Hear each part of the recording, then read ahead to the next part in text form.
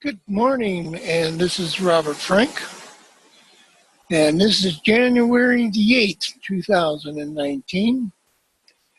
And again, we're going to continue where we left off before, reading from the book Psycho-Cybernetics, the New Technique for Using Your Subconscious Power by Maxwell Maltz, M-A-L-T-Z. And I guess it was featured or forwarded by Melvin Powers.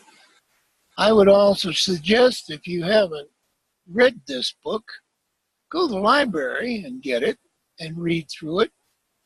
Or if you'd like a copy for yourself, just simply go to Amazon.com. I'm sure that you'd be able to find this particular book.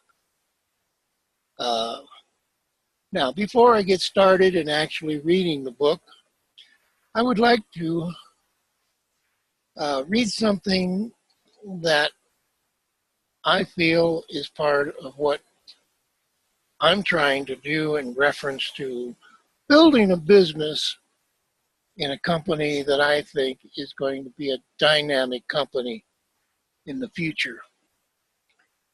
So here is what I've written down, and I want to read it to you so that I present it to you correctly. I call my group Magic12, so this is the Magic12 group, and the Magic12 group is called that for a very good reason, and here's why. Here's something to think about. I'm sure many of you are familiar with Jesus. Well, Jesus had 12 disciples, and with those 12 disciples, Jesus changed the world. Most big companies have a board of directors, and most board of directors have 12 members on the board. So the reason I'm building the Magic 12 is because I happen to believe in the Magic 12. Get 12 people in your business, just like Jesus, who had 12 apostles. You can then change the world. With my opportunity, I'm changing the world, and I would like you to join me. Now, if you would like to join me, just send me your email address to the number 2, BINTRUNITED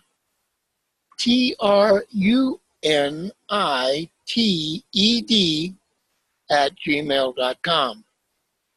Now, if you'd like to personally talk to me and visit with me, then you can call me. And my number is 775-340-8474. That way, you and I can discuss your future and our future and the future.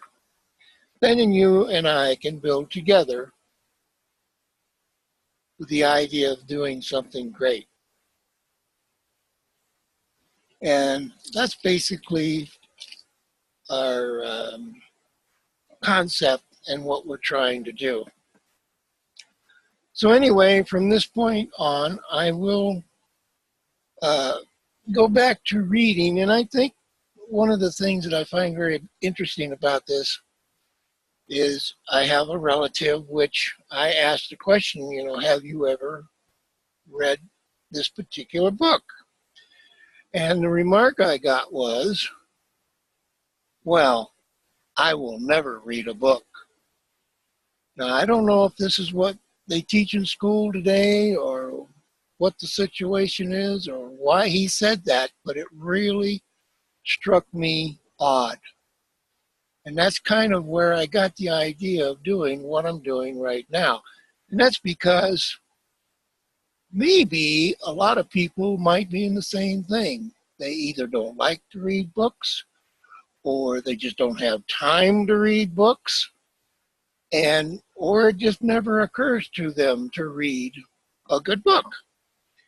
So by reading the book and setting up my Magic12 program, I can at least read through certain books like the one that I just showed you, and we together can learn together about what we can do with our lives.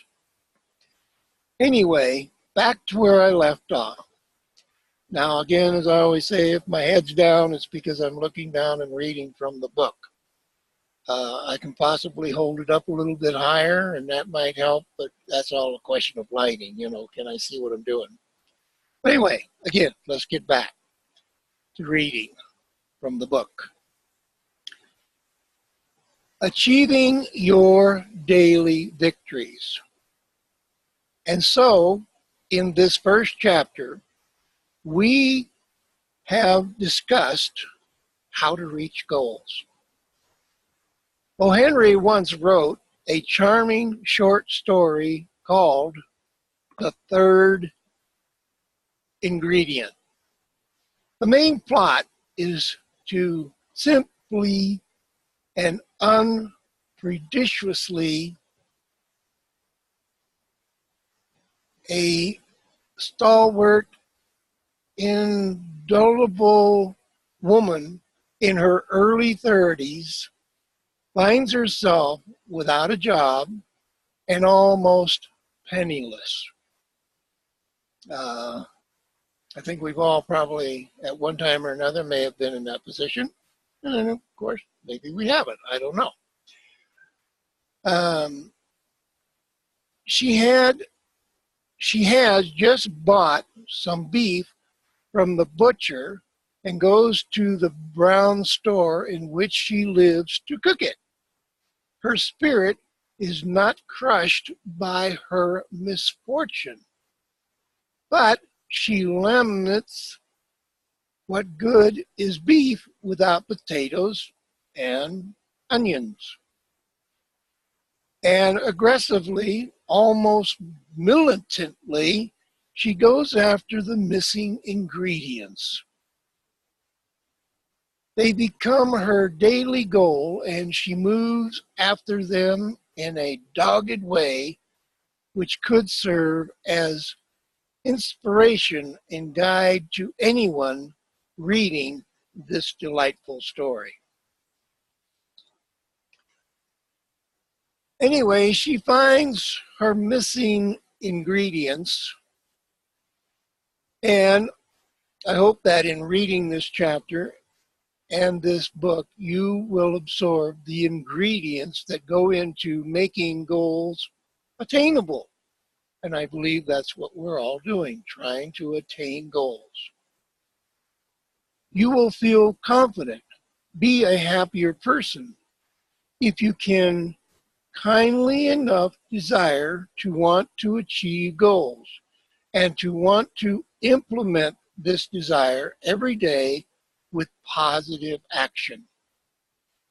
I wish you daily victories in achieving your goals and in moving toward greater self-fulfillment as you achieve them. That is the end of chapter 1.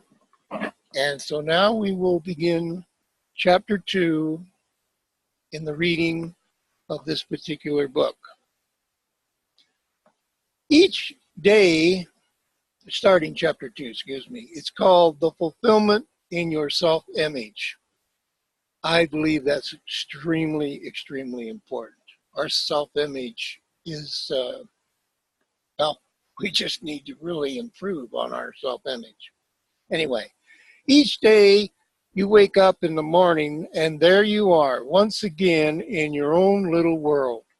You prepare for your day in the many superficial ways that are habits for you: washing, showering, shaving, powdering, breakfasting. But what will this day bring you? Frustration or self-fulfillment? Perhaps I should rephrase this. What will you bring to yourself this day? Frustration or self-fulfillment. Because you are not helpless and passive, chances are your day does not just happen to you. You must make yourself responsible for the caliber of your day. And by implication, you must make yourself responsible for the caliber of your many days, your many weeks, your many months, and your many years. In these pages, we will assume that you wish to exercise this responsibility wisely in the service of your best friend, yourself. I might add, should be yourself, and that you wish to plot a sure path leading to many days of self-fulfillment. Indeed, to a lifetime of fulfillment. That is our goal, and we will mass our energies in the accomplishments of this worthy goal, using the principles of psycho-cybernetics. That is our goal, self-fulfillment. And let us now muster up our energies to achieve this goal. We will now discuss your greatest asset or greatest liability.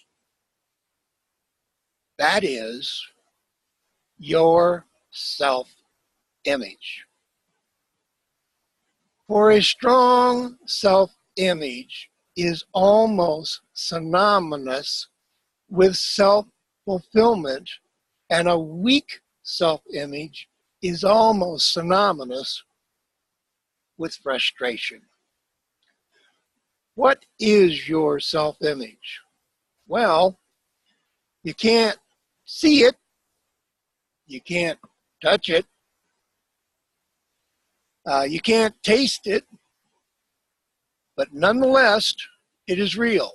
It is real as the chair you sit on as you read this. It is as real as the hands with which you turn the pages of this book.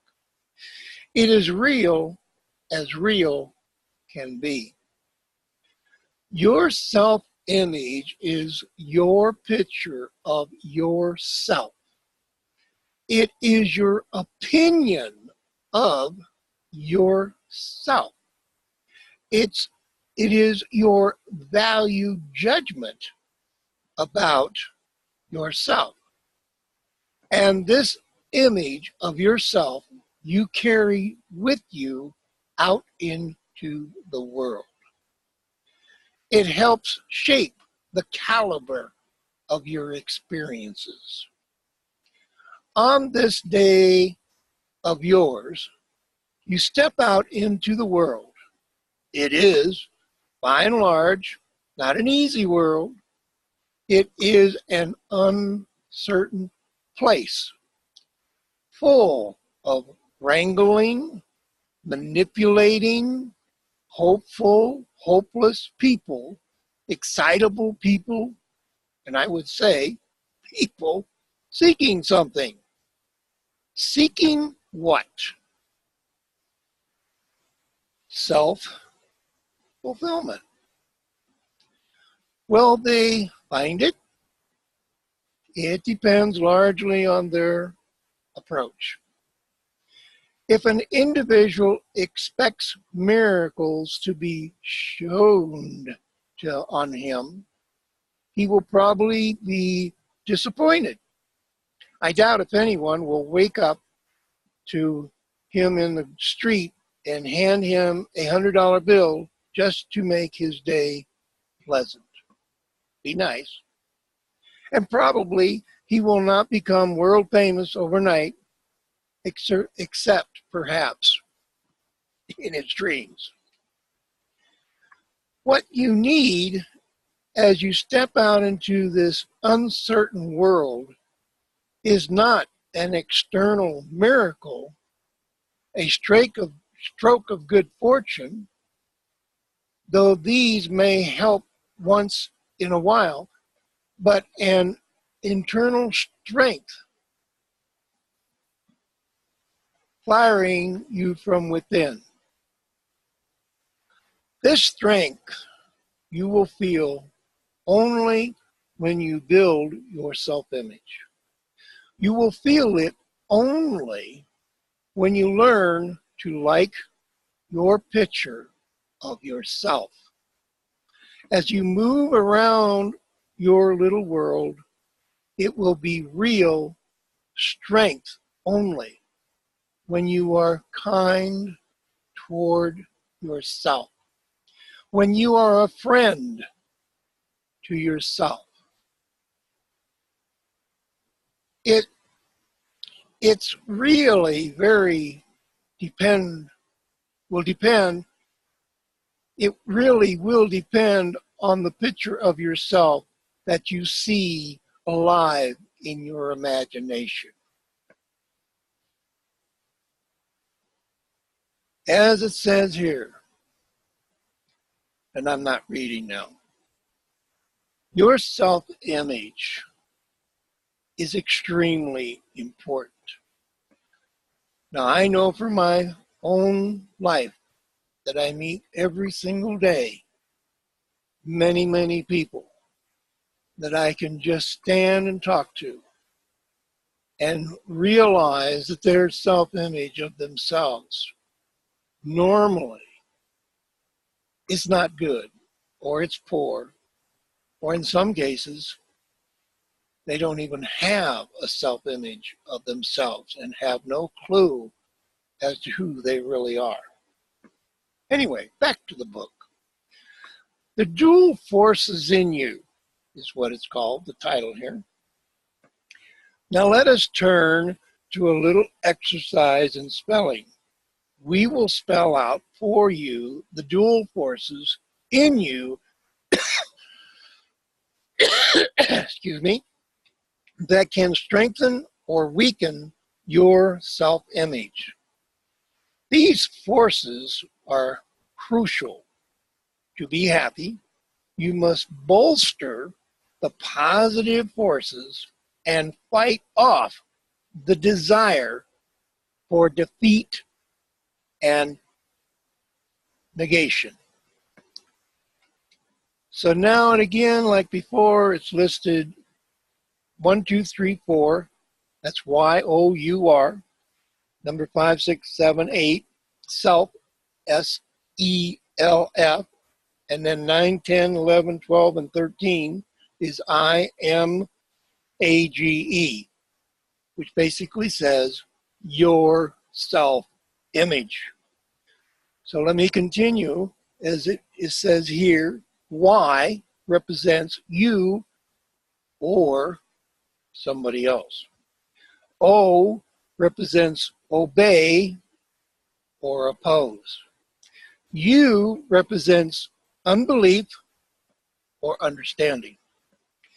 R represents, R, resentment or reason. Now we go to the second one, self. S, stranger or friend. E is enthusiasm or extinction. L is live or perish. F is fact or fiction. And we'll go to the last one, image. I is indecision or decision. M is mind watcher or mind avoider. A is adjustment or a trophy. And I'm going to spell it because I'm probably not pronouncing it correctly. It's A-T-R-O-P-H-Y. G is go, or no. And E is enterprise or emptiness. Now I'll go back to the top and start reading now that we have that in place. Now let us turn to a little exercise in spelling. We will spell out for you the dual forces in you that can strengthen or weaken your self-image. These forces are crucial. To be happy, you must bolster the positive forces and fight off the desire for defeat or negation.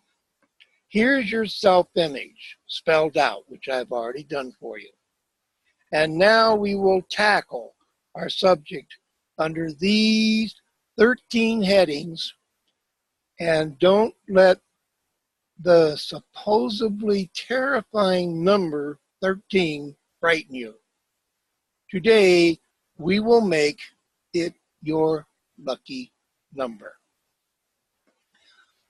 So that's given us the basis as to what we're going to go into as we further read on.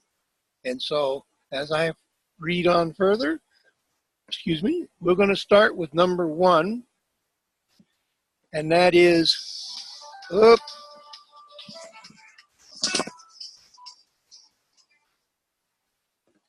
I apologize for that embarrassment. My phone does ring and I have to keep it on because sometimes you never know. It just possibly might be an important call, and if it was, then we would have to discontinue this for today and move on to the next day. Anyway, back to number 1. You are somebody else. Who are you? You look at yourself in the mirror. Fine, but what? But who is this face? Who are you? Are you a self-directed person, strong enough to live your life?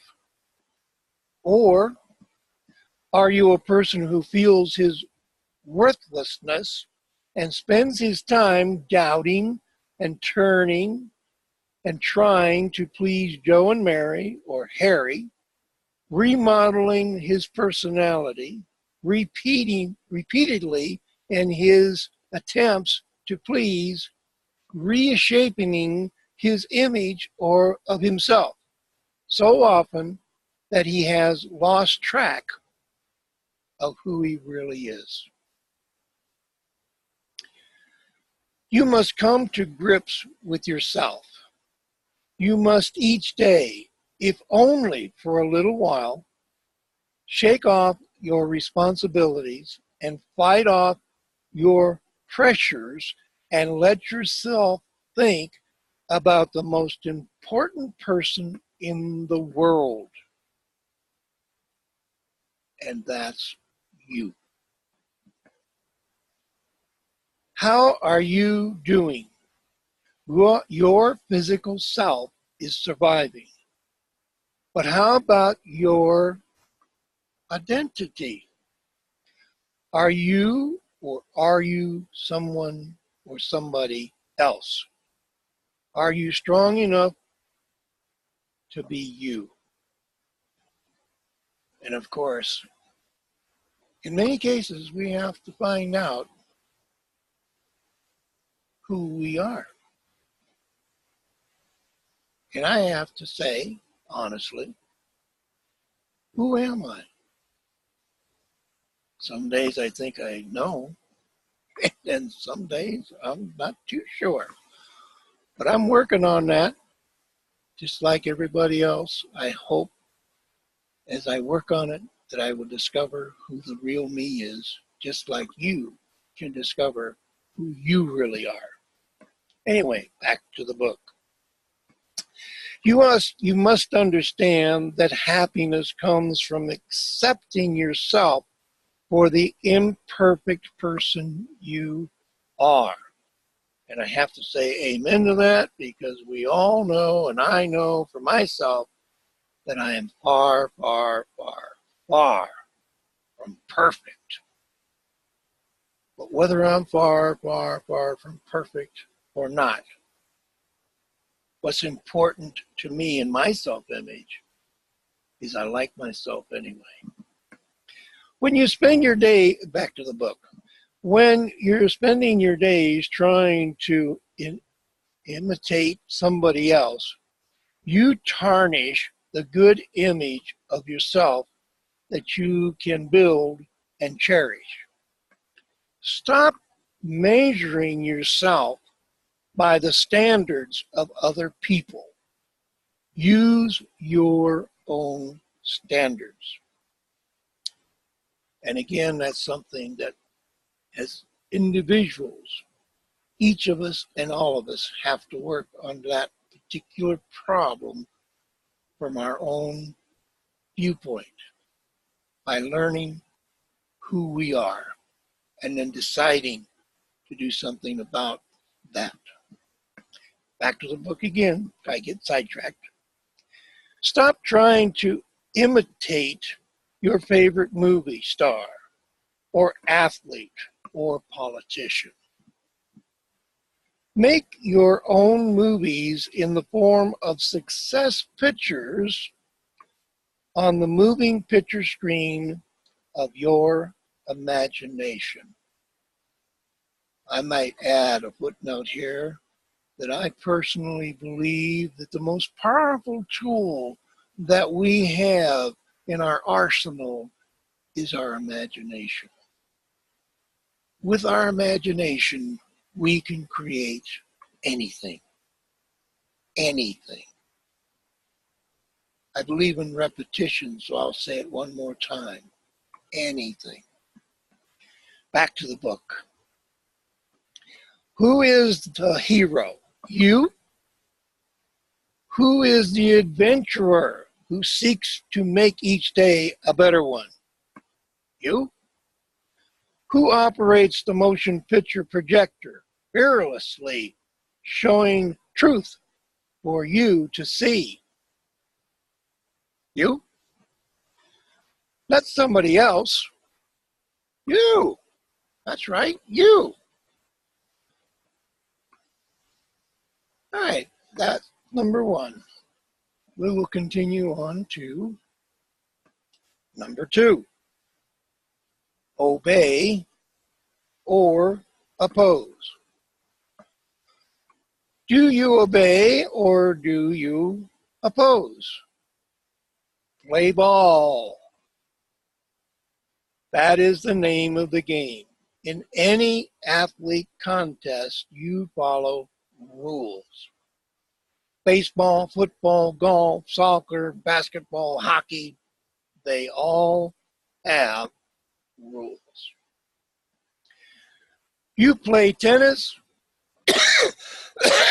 excuse me again, and as the ball goes back and forth, you keep your eye on the ball, you obey the rules of the game, you do not oppose them.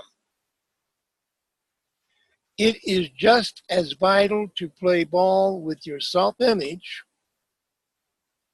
I want to read that again. Okay.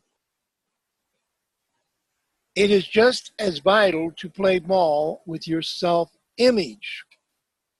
Give yourself a break, especially when you're behind. When you make a mistake, stop telling yourself how miserable you are as a person. Aren't you more than a blunder? Be human with yourself and play ball with yourself. Obey the rules of your fine game. Building your self-image. Give up your obstructionist opposition. Give into the rational knowledge that you are a human being of worth, that you have rights, and that you owe it to yourself to forgive your human imperfections. Whoo, and do we have them? Yes. But forgive yourself for your imperfections. Because so many cases and so many times, your imperfections are due to your paradigm. And we will get into that later. Back to the book. Give into and obey the rational knowledge that you have just as much right to see good in yourself as the other fellow. Do you oppose yourself in your search for a good feeling about yourself? Do you oppose your positive qualities of harping on your weaknesses? Are you holding yourself back from yourself? Probably. I know I have. Been doing it for years. But I plan on stopping because I plan on creating a different self-image of myself. Back to the book. Obey the good rules, the rules of the battle for self-fulfillment.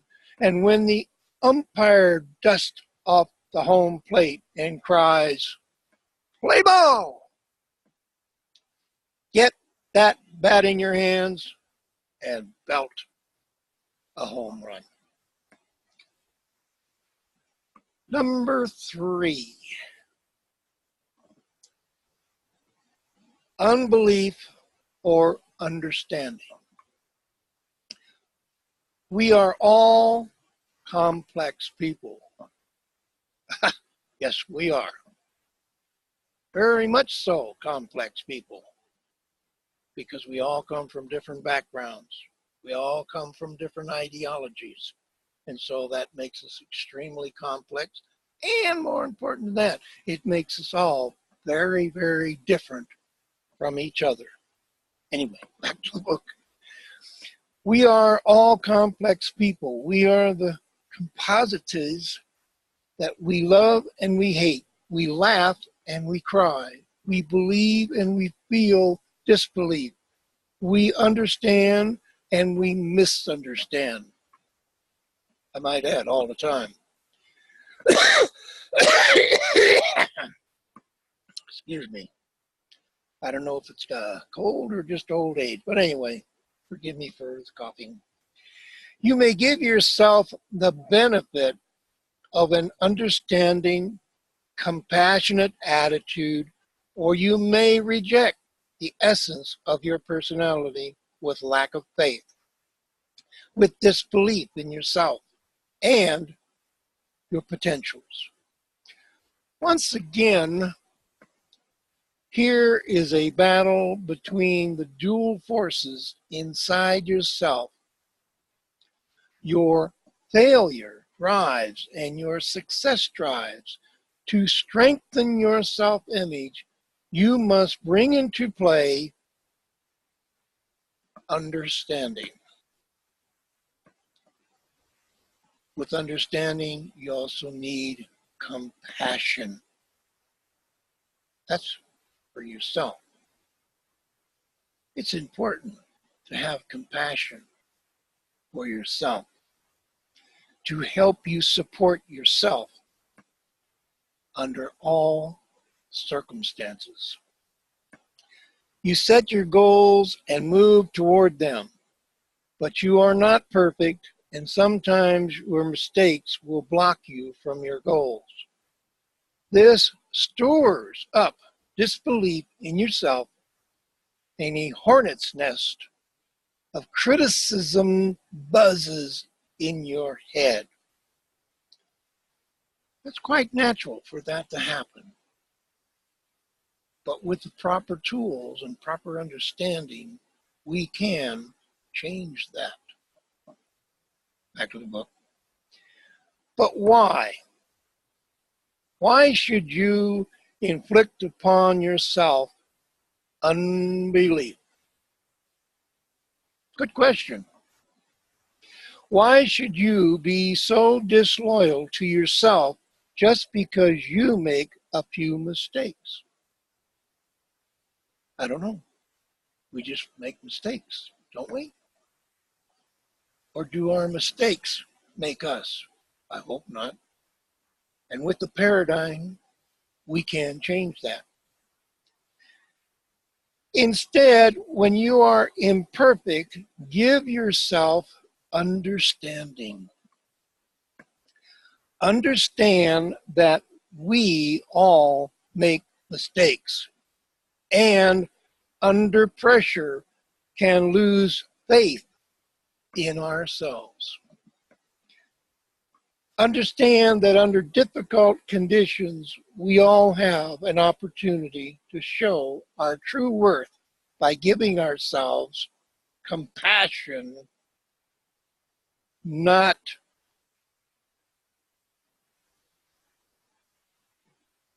castation. I'm going to spell it Castigation. And again, I really don't need to apologize for my inability to read certain words. That's just my paradigm, and I'm working on changing it. Finally, understand that the person with a strong self-image sees failure as part of life. He understands his failures are inevitable, but never regards himself as a failure. Yes, we are going to make mistakes.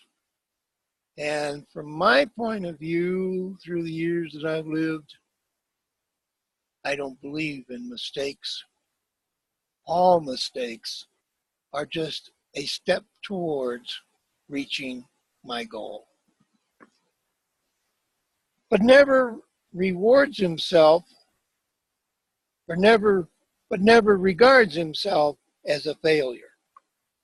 He rises above his mistakes to new, more seasoned, more mature successes.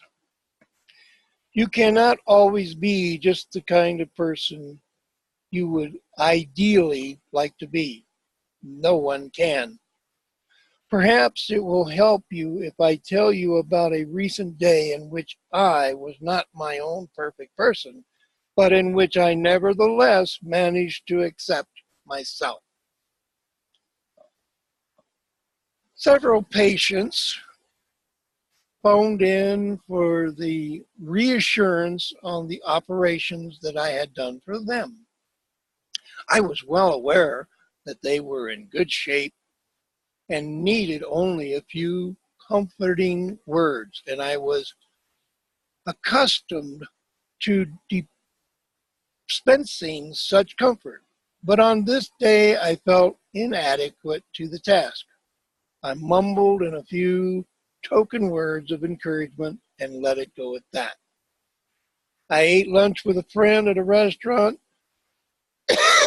daddled too long, then remembered I was late for an appointment at my office. I rushed for a cab, but the New York crosstown traffic was impossible.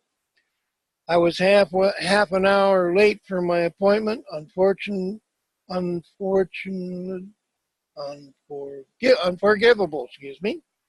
Unforgivable. I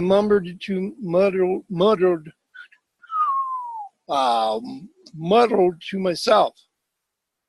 I tried to console myself with the fact that I'm a punctual, responsible person. This was not my day for efficiency. I had neglected to phone my answering service, and hours later found a friend had called me and I hadn't called him back. I was short-tempered with my nurse, who short-tempered me back. Good for her. Need I go on? This was not my day. But painfully, I accepted myself with the knowledge that I was imperfect, and that some days I would make blunders, and with the additional knowledge that I have had my successes, and that I try to do good, and that I have helped others on other better days. You too On your bad days, give yourself a break. Be a friend to yourself.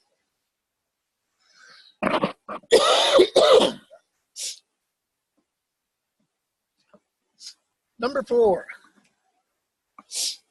resentment or reason. We all live through our daily resentments. Perhaps we miss our bus or our train. Then, all of a sudden, the rain pours down and wet and uncomfortable, we marvel at the people around us who had the foresight to carry an umbrella. They look at our newspaper and we see it with frustration, so we read about endless human strife. Finally, a few harsh words from the boss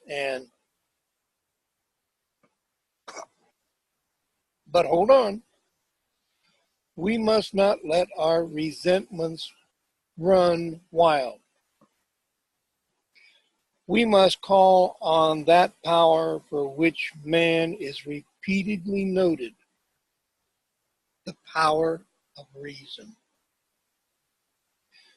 But I am reasonable, you protest. Bill and Sally and Alice are confused, I guess. But me, I'm reasonable. Sometimes you are, but is it reasonable to allow the flow of minor irritations that are part of almost any day to push you into a mass of resentment?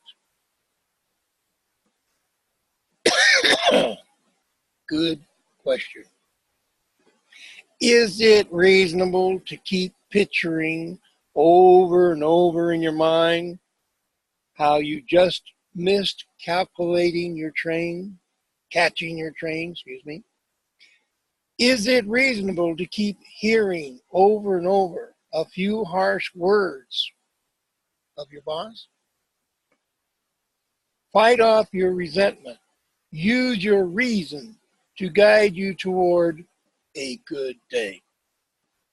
Forget today's irritations and especially stop obsessing yourself with your grievances from yesterday and your many, many, many yesterdays. A year or two ago, a woman of 40 came to me to see me in my office. Married, she had 2 children, but they did not take away her sense of grievance, which she carried with her. She came from a family of 5. She said, and her mother dominated her, criticizing her repeatedly and apparently liking her other children better. Her mother was an artist, and this woman also liked to paint, but her mother discouraged her, telling her she had no talent. The woman felt worthless. She deeply resented her mother. She revealed even though her mother lived 100 miles away from her, she felt enormous resentment toward her mother. Was this reasonable? I asked her. To live in the past? What about creative living in the present? She had finally of her own now. She had family of her own now.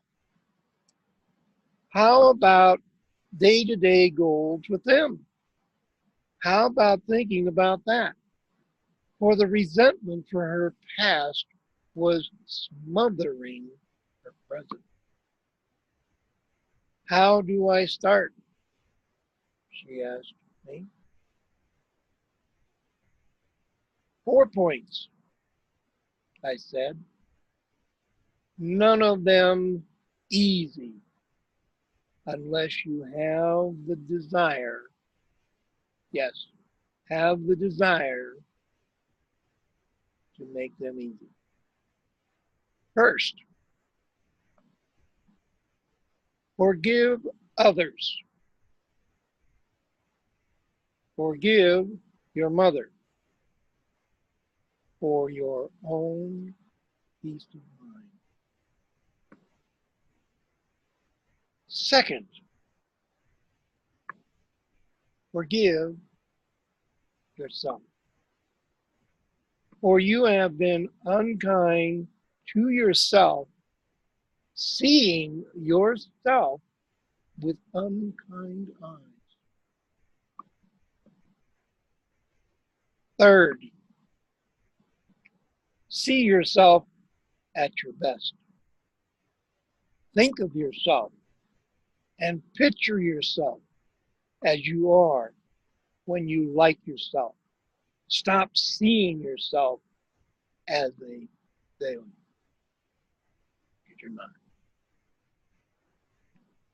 Fourth, the most important of all, keep up with yourself, not with somebody else. If you like painting, go ahead and paint. Don't try to imitate your mother. Be yourself. Stop making comparisons when you paint. Paint because you want to do it, because you love it, because you need the feeling you get when you paint. If you don't like what you did, start all over again on another canvas. This will be your way to find yourself, to build a belief in yourself. Will you try? That's the question.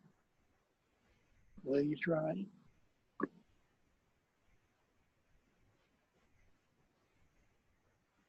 I will try, she said.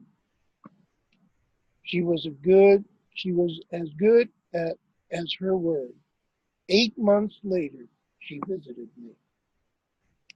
She looked wonderful. Her face was radiant, and she had lost 15 pounds. She handed me a painting, sad and mournful, of a clown. I studied it, and then I looked at her. That was me, she said. But look at me now.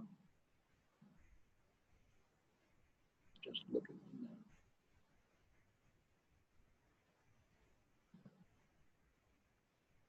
Number 5, stranger or friend.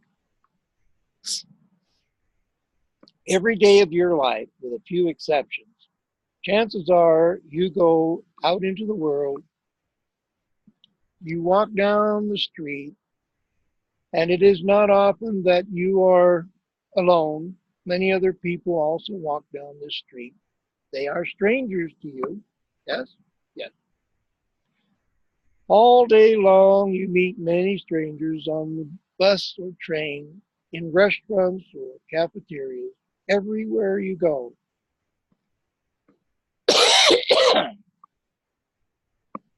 These impersonal contacts do not bother you, because you have friends in your life, and strangers can remain distant. You do not need them to be close. How different it is when your self-image, it is a disaster if you are a stranger to yourself. It is a blessing if you are a friend to yourself. Your entire commitment to life depends on your commitment to yourself. You must be closer to yourself than you are to your parents, to your spouse, to your children. You must annihilate the distance that separates you from yourself. This distance can only make you a stranger to yourself, walking to loneliness through the world. Get to know your self-image. Become conscious that it exists.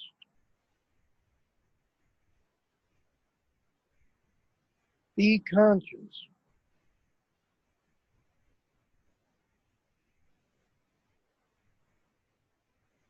Excuse me.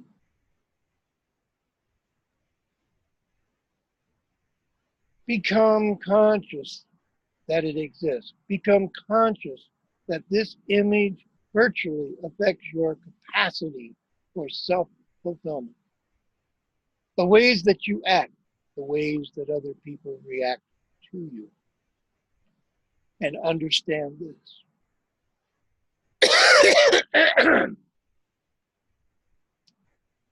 Your actions hinge on your opinions of yourself. If past successes have conditioned you to see yourself in your mind as a successful person, you will feel proud of yourself, and you will find ways to continue this self-image. If, on the other hand, you picture yourself as a failure and constantly visualize your past blunders, you are setting yourself up for more failure and more frustration. Change this image of yourself. If it frustrates you, you can change it. And through this productive change, you can begin a new life, a life directed towards success and happiness. It may be hard work. Oh, I love that when I say work, because a lot of us seem to be afraid of work, including myself at times. I can tell no lie. But others have done it. Maybe you can too. And I can. You must work creatively with a self-image that is not a stranger, but a friend. Like Harry Truman, I remember well, do you, when Franklin Delano Roosevelt passed on and the nation mourned. As when John F. Kennedy later, people reacted in a most personal way, as if a beloved friend, more than a great president, had left them. Harry S. Truman told office amidst this state of national shock, and his presence in the presidency seemed to reassure few. Many people I know did not believe in him as they had in FDR, and felt considerable anxiety about his ability to handle the presidency with full authority. Maybe he looked too much like a man in the street. But one man believed unequivocally in Harry S. Truman, and he was the only man who had to Truman himself. And in the years in office, President Harry S. Truman accepted his overwhelming responsibilities without evasion, even with cheerfulness, it seemed, and some claim that he will go down in history as one of our great presidents. My point is this: Harry Truman paid no attention to what others wrote about him or what they said about him. His critics were legends when he took office, and had he taken their commitments seriously, he would have crumbled. Well, he didn't. He relied on himself for his strength. He relied on himself for his strength. His self-image was his friend. You too make your self-image your friend. Now I'm going to quit there and I'm going to mark the book so that we know.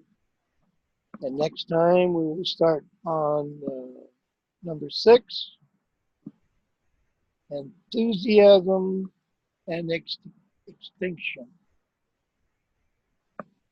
In closing, again, I would like to suggest that if you have read this book, that's fantastic. You might want to read it again. If you have never heard of this book, you can go to the library and again,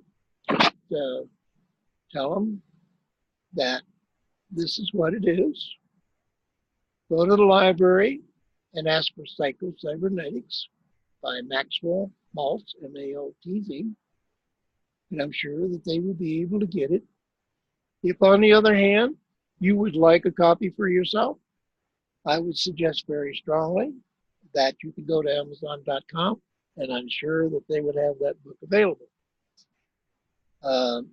And the other thing I might add in closing is that you can learn to earn money on what you already spend. And the reason I say that is part of the program that we have, you could buy that through Amazon and actually get paid yourself for buying it.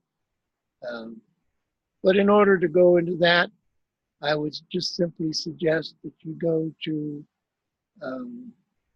my email address, which is 2, the number 2, B, just 2, and then the B, INTRUNITE at gmail.com if you would like more information about my successes and what I'm doing with this particular program. In that, I would like to close. I would also like to say that God loves you. I love you. And I hope you love yourself. And I look forward to seeing you on Thursday, since this is Tuesday. Thursday, there'll be another meeting here at 9 a.m. And if you need to go there, or just go to Magic12 on YouTube, and you should be able to see this recording anytime you would like. So again, I want to thank you for looking and taking and participating in what I'm trying to do. And I want to thank you and say, see you on Thursday. Have a great and wonderful day. Bye-bye.